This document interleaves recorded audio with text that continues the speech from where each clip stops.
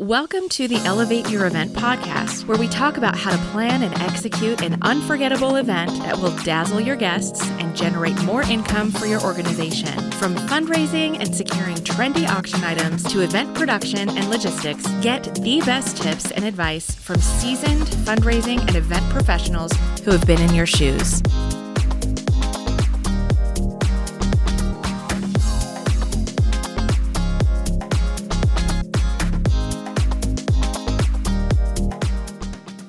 Well, welcome back to the Elevate Your Event podcast, and we've got some rock star guests with us today. I'm Jeff Porter, CEO of Handbid, and we've got Lori Mackay.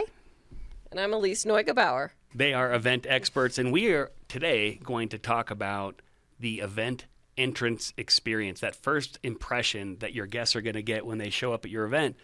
Because we think that first impressions are absolutely the most important. You know, back in the day when, kind of prior to everybody using technology, it was always the event exit that was frustrating people because they were standing in long lines at the end of the event waiting to check out and get all their stuff. That's really kind of transitioned now, and I think this day and age to what is the experience like from the moment that they buy a ticket to your event, get in their car, and get there. Right. And all the way through, let's just talk about arriving. Let's also talk about what actually happens when they walk in the door.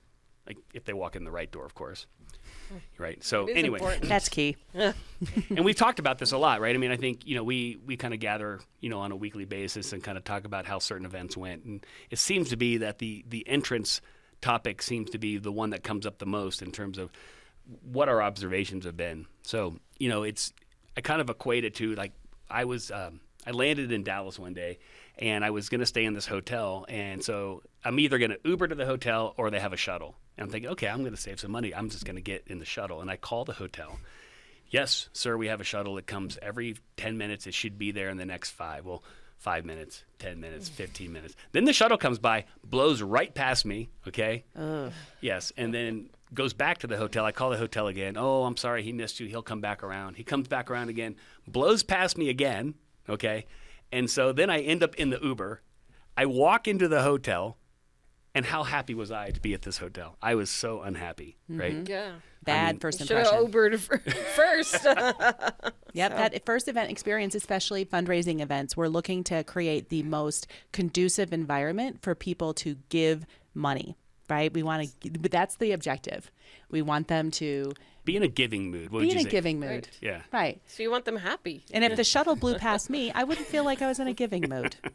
So then you maybe need a backup plan for people. So agreed. And I think that to start out, getting the information to your guests ahead of time.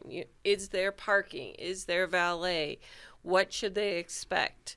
What should they bring? Is there even a coat check if it's winter? There's lots of things that you can preemptively tell them, and that will just lead into a good start. I agree, especially where to park. Yeah. I just ran an outdoor fundraiser as an outdoor concert a few weeks ago, and we send out in an email, we send out a map. So we go on a Google Maps, we take a snapshot of the venue and the location, and then we start drawing in red boxes like park here, right? And then here's the entrance, right? Because people need to know where to go. They don't want to kind of guess, especially if the weather's bad. Right. Yeah, I worked an event that was at a botanic gardens in town, and it was a beautiful venue, but there was 3 or 4 different parking lots. It was kind of confusing as you're driving in. Which parking lot was I supposed to park in again? But they had signs. They had signs and clear signage pointing them to where they were going with these balloons that really pointed out like, oh, this is the event that I'm going to, because they would actually have more than one event at this venue. And so it had to be clear like where you were going to park. So I thought that was an excellent idea too. That is. I wouldn't, Good and signs. we toured a venue recently in Denver, and the question had come up, like, so where did the guests park?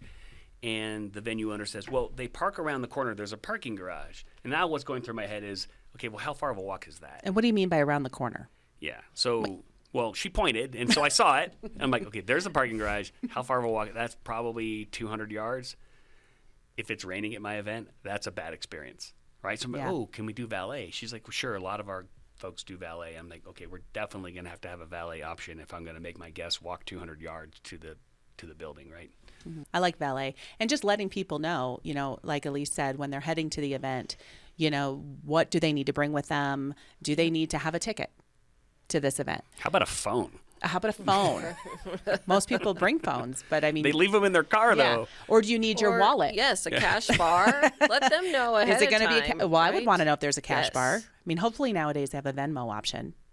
That'd be nice. I went to an event as a guest last year. It was only a cash bar, and the drinks were very expensive. And it was like trying to round up dollar bills. it was rough.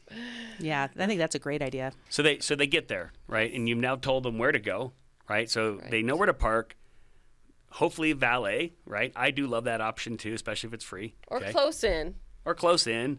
Or I had one event where it was a really big event and they had people in golf carts driving their guests from the parking up to the golf cart with the golf cart to the event. So it was pretty cool because they'd all That's drive up fun. and they'd be It's all really happy fun. and they served them a drink in the golf cart. Oh. That's fancy. No, that was nice. Yeah. Nice touch. That is a nice touch. So they get there, and I think, you know, if you're going to have them walk in the door, are they going to be waiting outside to get in, or are they going to be waiting inside? And how important is that in certain climates? Right. I mean, summer, even here, and we have pretty mild summers, you don't want to stand out in the sun. Then if it's raining or snowing or freezing, I mean, there's a lot of... Yeah, so you got to think about that. Like, okay, so how big is that check-in area where they're going to come in and register? And what are they going to be doing outside of there? And do you have some sort of cover for them, you know, special or heat lamps or something? Or a corralling station. Yeah. Do you have a system? Stanchions. You can make them do the Disney walk with the stanchions. Lord. Oh, I don't know if that would make them happy. Back and forth and back. No, we would definitely suggest against that. no significant stanchions. Right. Yeah. That was my experience at the airport the other day. It was completely empty in security. And I'm like, can you just take down some of these ropes, or do you just want to watch me? Yeah, you're literally Walk back- walking a half mile to get to the to get to security Get Yeah. your steps through in. stanchions. No, hopefully you've got a good enough check-in, you know, process in place where you don't have to put up the Disney line, right? We call it the Disney line, right? Yeah, the no, Disney No line. offense to Disney. By the None. way, you guys are awesome people. We love Disney. And you definitely Could be are Universal very efficient. line. Right. Yeah. But with that said, you also need to have somebody at the door. The person at the door needs to be knowledgeable on where to go next, especially if your check-in or your location that they're going to be going to next in your process for the guest experience is actually away from the door. So Like a line head down manager? there, a line manager. I have worked many events where you have somebody at the door, then you have somebody down the hall, then you have Yeah. somebody down the next hall. Why? Because the venue is gigantic. They Or need it's like- to figure out. VIP this way and general check-ins that way. It's important for them to know that. You don't want your VIPs walking into the general check-in line. That's like your TSA pre-person walking through the regular security line, right? That's not what you want. So I think it is a good idea to have somebody there, or at least really clear signage right when you walk in the door in a well-lit area. By the way, we've been to a lot of events where I'm like, you really want them to walk down that creepy dark staircase to get in? No. I wouldn't walk down that creepy dark staircase. So we've been to places where we've moved check-in. Like we've shown up and been like, oh no, it cannot happen here. So anyway, well lit, you walk in, you see the sign, VIP this way, general admission that way. Get your phones out, get your credit cards out, however you want to say it in a you know, I'd say like in a delicate way to say, hey, you're here to spend money tonight, right? And you're going to do it on your phone in most cases. So let's get all that ready to go before you show up, right? So you're checking in, and then all of a sudden you're like, oh, would it be Visa or MasterCard tonight? And they're like, Oh, I left Well, my purse in the car. Like Oh, the I hear that. security line, have your driver's license ready yep. so that you're not fumbling looking for your driver's license at. Just don't use the TSA guys that scream down the aisle about how much liquid's in your. Don't yell at your guests. That's a good lesson. Yeah. But I do also like to have someone very close in who can kind of direct, because sometimes if you have a large group of people, you know, it's hard to know, do I go in that line? Is there a line open? Is there someone who can help me?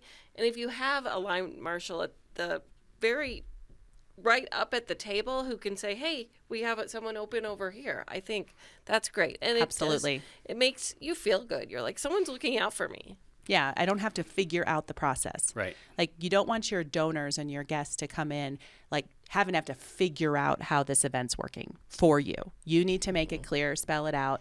I liken it to when I go on a cruise. Like nothing's better than going on a cruise because you can check your brain at the door and you just walk in and it's all about like having a great experience on the cruise. And they provide that opportunity with lots of people directing you where to go so that you're not lost on the cruise ship, usually, because they're pretty big. But it's just a great experience. It gives you that guest experience. We want them to come in and be freed up emotionally to be able to support the event that you're at. This is the hospitality side. Right. Yeah. Where you, I mean, and if you think about great hotel experiences in the one I gave earlier, that first impression, it starts with the hotel shuttle. The next person it starts with is the doorman. And then after that, it's the person at the front desk. Yeah. Right. And so think about it. We're talking about the same type of process, right? How they arrive, how they enter, right? And then what is that check-in experience like? And, you know, I think you can diffuse a lot of stress with all the things we're talking about. The other thing that I think we've seen, I love, not to promote alcohol, but it does work, right? Hand them a drink when they walk in the door. Or it doesn't even have to be alcoholic. If it's a hot day, an iced tea or lemonade would be Bottle of water, great, ice right? cold bottle of water Yes. with A your Long logo Island on iced it. tea would be delicious. or a Mike's Hard Lemonade. Bringing it back. Maybe have your choices. Have some options there when Yes. they come in. You guys can pick whatever drink you Right. want, but I'm telling you this is why you need a line marshal now, though, because once people they'll stand in line now because they have a drink in their hand, right? Because normally when they walk in the door, they see the line, they see past the line, and they see the bar, and they're thinking, oh my gosh, I have to go through all of this just to get to the bar. And if you take the bar and you bring it out and you just give them a drink, all of a sudden they'll stand in line and they'll chit chat. Yeah. And that's why you need a line marshal to be like, hey, Go inside. Lori's available to check you in. Yep. Stop talking to your friend in line, you know. So I think definitely those types of things work. And there's a famous Texas barbecue. There's one down in Colorado Springs, Rudy's Barbecue. Have you been down to that one? No, I have not. So Rudy's, when you walk in the door, they've got the Disney Universal line, whatever you want to call it. Oh, yeah. The But- stanchions. But there's a trough of beer. Oh, I've been there. Yeah. I have. There's a It's trough of tasty. beer. So you go in and you grab your beer, you open it, you stand in line and you drink it, and then you put your empties on the counter and they charge you for them when they take your food order. Oh, wow. That's such a great idea. Isn't it?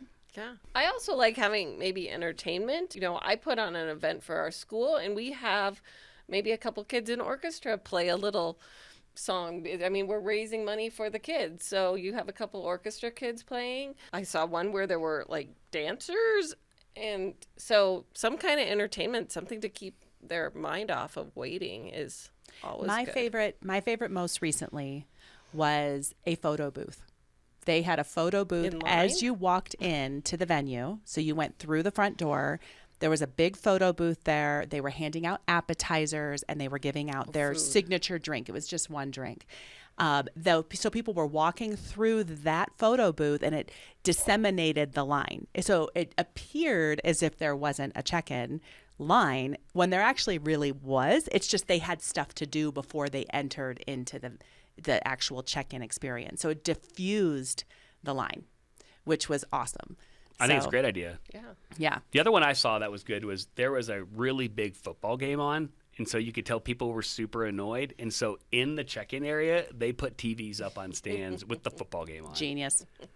Or what about TVs that have maybe if you have auction items at your event, TVs that are displaying variety of auction items and activity happening as well would be kind of cool. So people have something to look at, like Right. the Disney line when they have the entertaining TVs and the different things to Yeah. keep you busy. So the line shouldn't be so long that you require a giant No. entertainment venue before they go in. But we're asking, let's disseminate a little Yes. bit. You know, again, that staggered check-in as well. Like have a VIP time, have a little bit more longer time for people to come before dinner so that they're not all arriving at the same time as another tip. Yeah. I think planning. I mean, we have events on Thursday nights, Friday nights, and knowing that people are coming right from work, they're going to feel frazzled. They might roll in late. They had a late day at work, and just knowing that having enough time that your guests can make it, and especially those people you want to donate. Give Yeah. them So time you're to get saying in there. 5:00 check-in on a Friday night is probably a bad idea, especially Probably. if you decided to make it a like dressy event, right? Yeah, that would frustrate me too. for sure. No dressy events on Thursday nights. Friday, maybe. The later in the day that you do check-in, the better. But Yeah. if you are, I love the VIP check-in concept. If you're going to do one of those, please check them in there. Okay.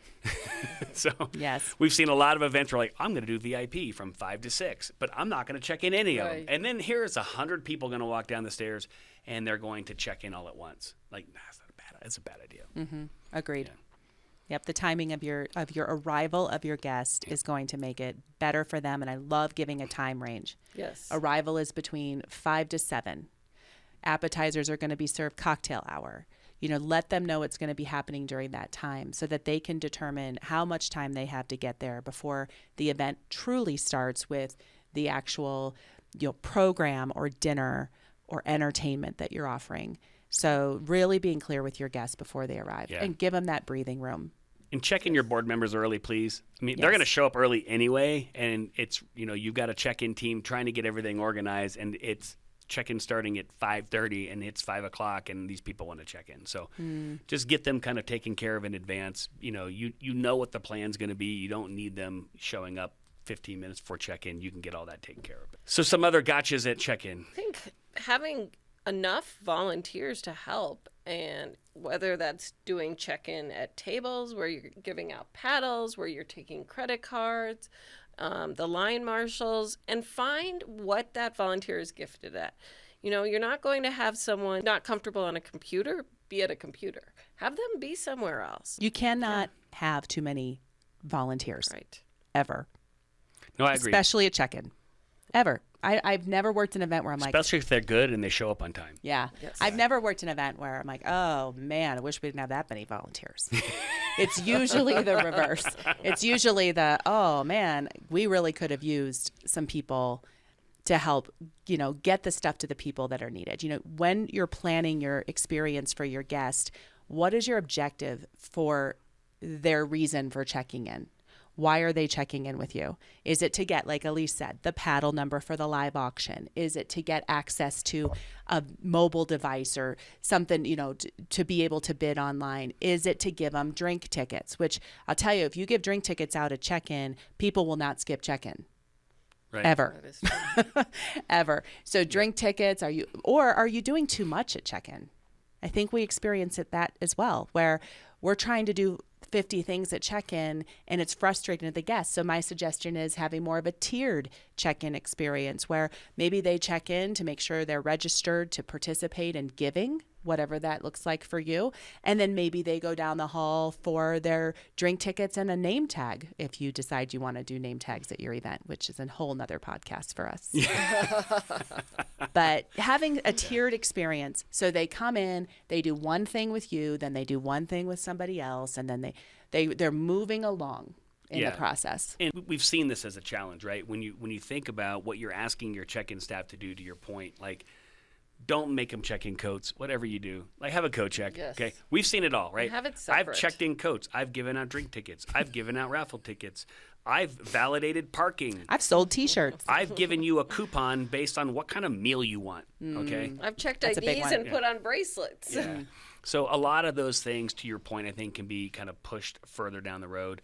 You can get meal choice right off of their ticket, right? So you can go ahead and get that pre-planned, or you can have them go to a different station where they can just ask one person, hey, I have a special meal request. I need, gluten-free, or I need a vegan meal or something like that. Give them the ticket and let them go on. Please don't do that at check-in.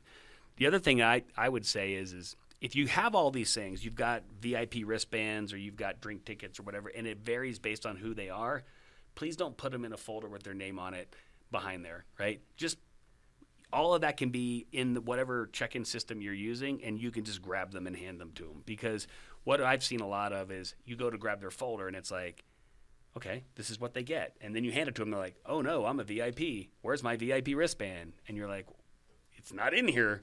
Yes, that's a great point. A VIP should never have to say I'm a VIP because they're a VIP. Yes. So their experience should be different, and it should be elevated beyond the experience of a general guest. Not that they're not all important, but a VIP should never have to say I'm a VIP at all night. They should know it, and they should feel special, because that's what they are. I like a VIP check-in. I like a VIP cocktail hour. I like a VIP A separate table. lanyard. I like a VIP. I mean, whatever it is. VIP entrance. A crown. They could wear a crown, a sash, whatever you want for them. Make them feel as uncomfortable as you want. Yes, right? totally. They should have light up everything. But Look at me, I'm a VIP. I'm a VIP. But check-in, I mean, discover the purpose of your check-in and walk through it yourself before the event. As somebody, just try to put on clean eyes and demo what it would look like for somebody to walk into your event. Right. Are they going to have a wonderful experience walking into your event? And the point is, I was given the analogy the other day in a coaching session with a client. You know, you're inviting them into your home. When somebody comes into your home, you greet them, you make them feel welcome, you ensure they have a drink, you tell them where things are and kind of how things work. This is your event. You're bringing them into your home and asking them to give you money, no less. And that's the type of check-in staff you want when you're talking about making sure that you map the right type of skill set to the job, right? Yeah. You can put the Attila the Hun dictator out in the parking to make sure that people are parking in the right place. Don't put them at the door to greet people, right? You know, and the same thing with check-in, right? I mean, to your point, it's like you need to ask them how their night is going. Like, hey, how's it going? I've been to so many events where someone's like this and they look at me and go, name? I'm like, is that really how you want to like start the conversation? Like, I don't want to start the conversation that way. I was like, hey, how are you guys doing tonight?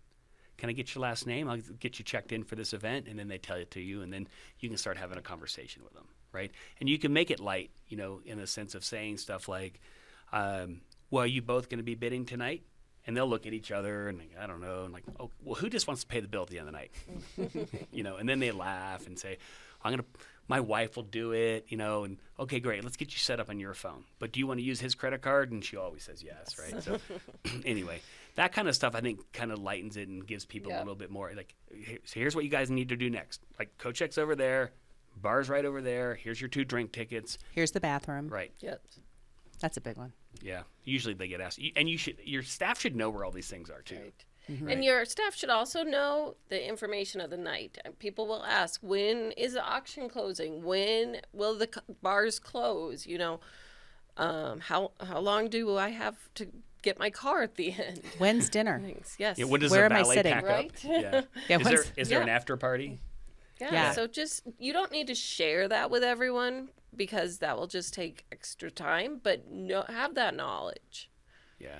No, I think yeah. that makes sense. And then if you're doing seating, one of the things I've also noticed is that it's really hard for your check-in team to be able to handle all of the seating issues that people have. So you should have somebody from your organization who's kind of in charge of the tables to be able to handle that, and you can escalate those issues when they walk in saying, well, I don't want to sit with Elise. Like, I want to sit at this other table. I'm like, well, I'm really not the person that can make that decision. But, Lori can help you at the end of the table with your seating issue. Yeah. Or I love it when we have seating assignments and the availability to be able to view seating assignments right at the door as they're walking into dining. Because if you think about most events, there's a cocktail hour, they're hanging out, they're hopefully drinking, having a good time, perusing auction items and other fun games that they're doing as well. They're going to forget what their table number is. They could even misplace it if you wrote it on something. They don't know half the time. So just having that option for them to be able to have somebody at the door that can just, oh, hey, Bob, welcome. So glad to see you. You're table 13. Right. Yes. Just to give them that peace of mind. Again, you're welcoming them into your home. You want them to know where they can sit and how that's going to work. And if you've got software, and I know we do this, you can send them that text message that's like, welcome, Lori. You're bidder number 123, and you're sitting at table 16, right? And I now love that. It's in their phone. They can see it. That's they can great. remember that. In that way, They can check their text if they forget. Yes. They can time it too, where you have your cocktail hour. You can send a strategic text message out to your guests right when cocktail hour is ending and they're ready to head into the dining room. The dining room is now open. Don't forget you're seated at table 12. Right. Have fun. Right. Silent auction closes at 6. Yeah. Something along those lines. Keep Don't them forget your informed. paddle number. Bring it with you. Yep. Or you can even put your paddle number on the text. Yes. Even better. Yep. So I think that just keeping that constant flow of information from the moment they come in until the moment they get checked in. And then after check-in, what's their next process? You know, where are they going next? And so knowing that, saying, oh, you're going to head over here to get your name tag. I actually worked an event that had name tags before you actually checked in. And I had the best time at check-in messing around with people because they would walk up, forget that they had their name tag on. And I would say, Elise, welcome. I'm so glad you made it. And then they think I know them and they don't know because it's so funny watching their faces. But it loosened them up and they were like, oh, you know, they felt welcome. So and it's also super handy because you know how to spell. You can spell Elise. their name. I guarantee with my name, I'm spelling first or last or both. Yes, you are. Yeah. Spelling first, So, that's for sure. I'm a big fan of if you're going to do name tags, do it ahead of time. Yes, agreed. And don't make them the ones that you have to pin. I like a lanyard. I think a lanyard's a nice option. It doesn't get stuck in your hair. The sticker doesn't work Yeah. on the polyester Sticker's dresses that women hard, wear. yeah. And then the ones that you have to pin on, we were at one event and And that's kind of awkward. yes, it is a little awkward. And then, you know, I'm sitting there, I'm like, can you just do it for me? You know, because I'm trying to do this and I'm going to stick myself. There's no doubt about it. And so now the check-in lady's like standing up and like pinning my name. We're getting personal here. I was like, hello. Hello. That's weird. And I I don't like just to had a put breath holes. mint, so it's totally good. Yeah, who wants to put holes in their clothing either? Right. I don't. No. And everybody will wear a lanyard. Yeah. If you put them at the tables, they're not going to put them on. No. They're just not. But if you put them on at the beginning, then they think they have credentials. And then they feel important. I like that point. I think that's a good one for sure. Let's talk about a couple. I mean, we've got stories, right? I mean, I'm sure. And we've talked about kind of the best practices. They'd be fun to kind of talk about some of the check-in disasters we've seen. I was at an event where check-in was at the top of the escalator. So what did they do with the line, Jeff? Did they just consolidate and just get smushed into the Well, we showed up and I was like, can you get them to turn the escalator off? Well, why would we do that? Then the guests have to walk up the stairs. I said, because you literally have like 500 or 600 people coming tonight and you've got 6 check-in desks, like literally 10 feet off the top of the escalator. How do you expect that's going to work? That's a hazard. Yes. That's got to be like a fire hazard at that point. Yeah. That's scary. Yeah. Couple with one year, I went to this event and check-in was downstairs and the event was on the 5th floor. Okay. And I was by myself. And I'm thinking, okay, I'm gonna get a workout. I'm gonna get an elevator workout. So I walk in there. I'm like, hey, do you have the check-in volunteers that you promised? Like, yep, they're right over there. I look over there. It is 8 5th graders. I said, okay, they're not gonna work out, right? She's like, okay, well, there's a couple of older sisters. So I ended up with like 4 9th graders out of the mix. It's all kids. It was a kids event. So I take the 4 9th graders. And I'm like, okay, I'm going to put you on these computers, and you guys are going to have to just check these people in. And they had name tags, but they were not pre-done.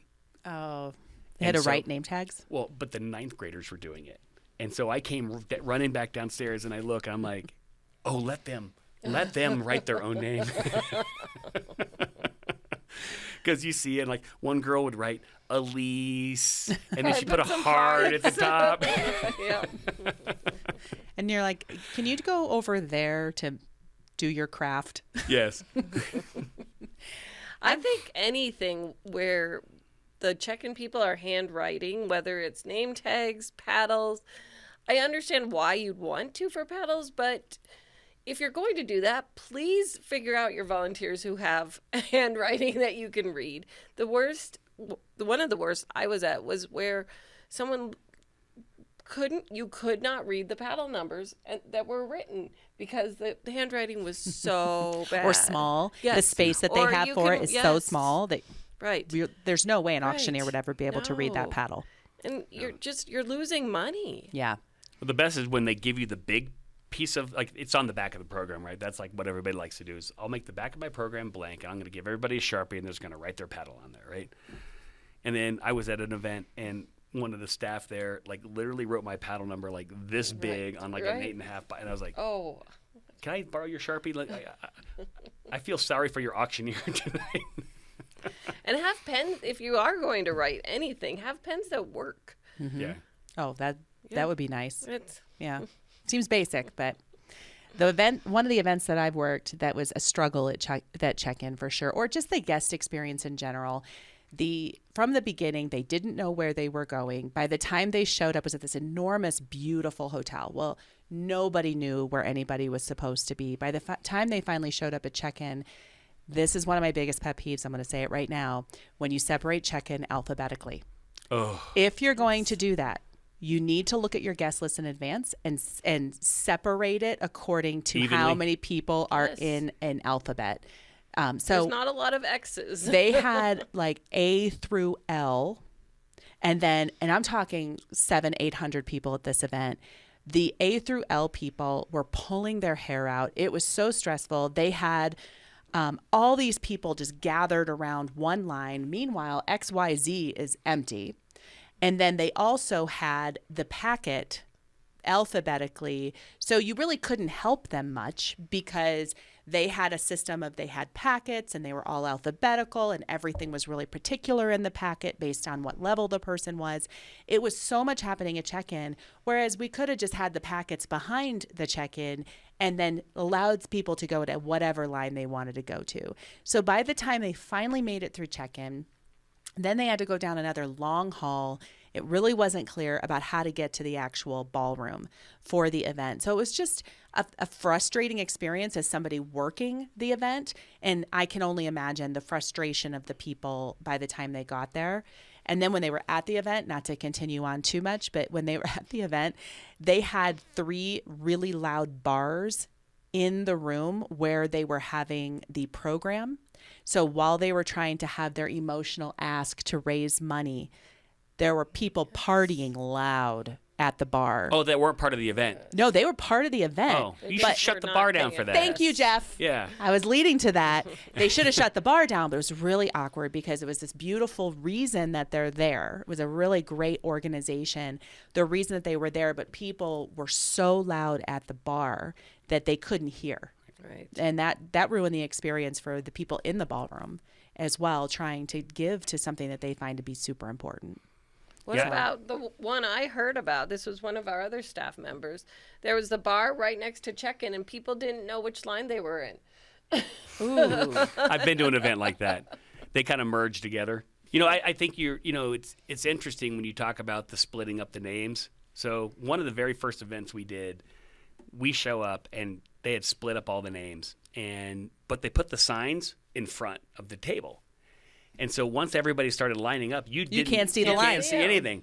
And so we were like, hey, can we just let them go wherever? No, because what they had next to each one of the check-in team was they had this contact card. And they wanted you to hand the guest the contact card and say, well, you just look through this and make sure everything's correct. And if it's not, if any of your information is not correct, here's a pen where you fix it. Oh, Okay. wow. So we're trying to do check-in. I'm like, this is just going to be a total mess. Well, the person next to me who was holding the cards, she dropped them all. And they so were now out of they're out order? of order. Okay. And so she picks them all up, and then everybody's coming up, and she's flipping through these cards looking for their name. I'm like, can we kill the contact card? Can we just, But that's the type of stuff I think a lot of people feel like check-in is the great opportunity to let me just get all your information up to speed. We did a school auction, and if you had a tuition bill due, No. and you showed up, No. yes, they wanted you to take care of it. Oh, boy. Please don't do that. It's like, Oh, that's really weird. isn't that crazy? I was like, can that go over there? Exactly. Out of this space, but and then one event we did recently, it was kind of similar. Like everybody thinks that they're saving all this time by pre-packaging everything or pre-assigning paddle numbers. And I think in almost every case, you create more chaos than you do, solve any problem, right? And you slow check-in down. And so at this event, they had these boxes of paddles in these manila folders, and they're all they went from like 200 or 100 up to 1,000 or whatever, and they're in this long row. And then in front of that, we had 12 check-in stations, and there was enough space for literally no one to walk. Because when you sat in your chair, like behind you, there was probably maybe 1 or 2 feet. And so you'd be at one end and you'd be like, I need paddle 126, right? Yeah. And that's way down there. And then they'd start handing them down, okay? Oh, boy. And then they'd hand it to you. You'd open it up and they'd be like, well, where are my drink tickets? I don't know. I get 2 drink tickets. Where are they, right? Well, what do you do at this point? Because paddle 126 is folded. Or they put them in the wrong folder, right? And so that's where none of that stuff works. all of that stuff is just, I think, a disaster to do it that way. Give your check-in staff a stack of drink tickets, a stack of VIP wristbands, a stack of anything they need to hand to that guest. Get rid of all of that, right? Give them a stack of paddle numbers. They can type in the paddle number, hand that to them, say, oh, you're a VIP, and you get 2 drink tickets. Give them those and be done. Right? And plus, isn't it better experience for the guest instead of having to open a packet and you have that little bit of anxiety like, well, did I get what I needed for this event? I don't know. Let me open my packet first to see. Oh, no, I don't have what I need. As opposed to, hey, Bob, thank you so much for coming tonight. Here's your 2 drink tickets. Here's your paddle number. We're going to send you a link for the silent auction.